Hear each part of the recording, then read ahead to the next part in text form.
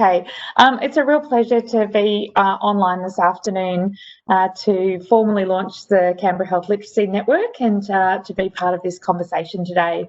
I want to start also by acknowledging the traditional custodians of the land that we're meeting on, the Ngunnawal people, and pay my respects to elders past, present and emerging, and acknowledge the ongoing contribution to the culture and life of our city and region of the Ngunnawal people and the diverse Aboriginal and Torres Strait Islander community that has chosen to call Canberra home. And of course, anything we do in health has a particular importance for Aboriginal and Torres Strait Islander peoples who continue to experience a significant gap in health outcomes and life and wellbeing outcomes in comparison to the broader Australian community. The Canberra Health Literacy Network is one outcome of the Community Health Literacy Project, funded by the government under an election commitment in 2016 and an initiative of the Healthcare Consumers Association, which is such an important partner for us in so many ways. The network will bring people together who want to make it easier for everyone who uses health services in the ACT to find, understand and act on health information, to make informed decisions about their health and their health care, and to access health and community services they need when and where they need them. In 2020-21, this financial year, the network will raise awareness of health literacy issues by offering webinars on practical health literacy topics, a network of peers working on in different organisations, and online resources for health and community workers and for consumers. Anyone who works for a health or community service who is involved with a consumer, carer or self-help organisation is welcome to participate in this network, and it's great to see, although we can't see who is online as panellists, I could see when I looked earlier there were 65 people participating today, which is absolutely fantastic. At its core, health literacy is about people's ability to get, understand and act on health information in their daily lives. And this takes confidence, it takes knowledge and it takes skills.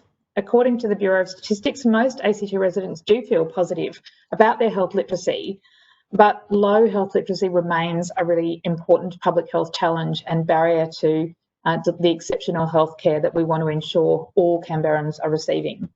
As many as 44% of ACT residents have a low level of health literacy that can make it difficult to complete everyday health tasks safely. It can be a challenge for anyone at any time, at any stage of their life. And some examples include calculating the right dose of an over-the-counter medication or knowing where to go to get help when you're ill or injured. At which point I would just spruik the nurse-led walk-in centre if you have a minor injury or illness, with the fifth one having opened yesterday in the inner north in Dixon. And while anyone can experience demands on their health literacy, some people are more likely to face challenges than others. Injury, illness, being diagnosed with a long-term health condition, even taking on a caring role. Those can all contribute to a person's health and well-being and their capacity to need to draw on health literacy skills. And I think for any of us who have had any direct involvement in the health system, which is pretty much all of us, we understand that even the most educated, even the most engaged of us in society can face challenges when we start to engage with a health system that is inherently complex and can be fragmented, and where the technical language can be difficult to understand. And we know that those with lower health literacy skills are more likely to be people from culturally and linguistically diverse backgrounds, particularly migrants, recent migrants and refugees, Aboriginal and Torres Strait Islander people who, as I said earlier, already have some of the poorest health outcomes.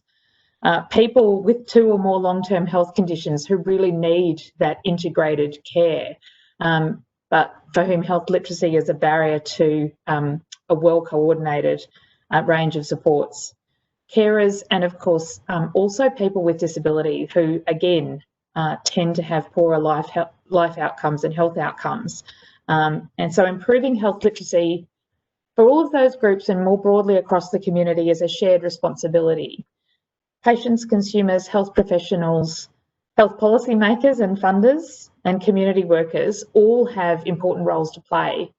And that's why this network is so important and will add so much value, because it brings those people together to share their expertise and to better understand the barriers to health literacy and how we can all help to support health literacy across our community. Health literacy matters to patients and consumers, and it matters to health professionals. It will actually make providing coordinated healthcare easier if your patient, the consumer and the carer that you're working with are better able to work with you to manage their own health.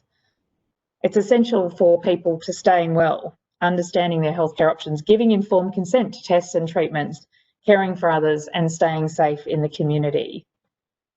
It also matters to organisations as well as individual healthcare providers. Organisations with high health literacy deliver more cost-effective care and have better staff retention and satisfaction. So fundamentally, health literacy is a key determinant of health. It's a prerequisite for health equity. It's essential, therefore, an essential consideration for policymakers and for those of us in leadership roles across the health system. I've already indicated what an important partner Healthcare Consumers Association is for us, and we know that many people and organisations in the ACT, including the wide range of self-help groups and consumer-run and volunteer-led organisations, do incredible work in this space. Great work to understand and build up health literacy.